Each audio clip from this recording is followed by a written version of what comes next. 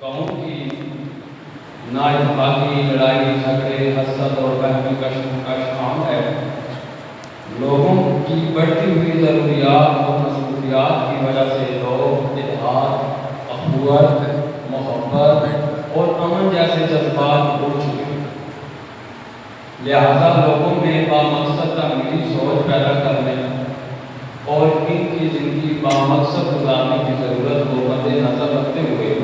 حسینی youth بھاگو آلوٹ کو قائم کرنے کی ضرورت محسوس کی گئی۔ حسینی یوتھ بھاگو آلوٹ کا مقصد لوگوں میں اتحاد،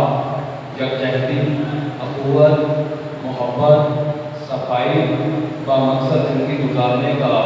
شعور پیدا کرنا ہے، اجاگر کرنا ہے۔ بھاگو آلوٹ کی نوجوان نسل کو تعلیم یافتہ بنانا ہے،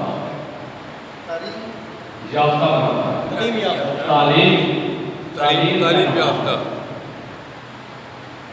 نوجوان نسل میں امن کا شعور پیدا کرنا، گاؤں کے لوگوں میں مذہبی رجحانات پیدا کرنا، دین اسلام کی تعلیمات کا شعور دلانا ہے، گاؤں کے بنیادی مسائل کو اپنی مدد آپ کے تحت حل کرنے کا شعور دینا ہے۔ حسینی یوتھ بھاگو آلوٹ کا مقصد گاؤں کے لوگوں کی فلاح و بہبود، غریبوں، مسکینوں اور ضرورت مندوں کے مسائل حل کرنے کا نوجوان نسل میں شعور پیدا کرنا ہے، اور سب سے بڑھ کر حسینی یوتھ کا مقصد گاؤں کے لوگوں میں خدمت خلق کا جذبہ پیدا کر کے نہ صرف معاشرے میں بلکہ دنیا و آخرت میں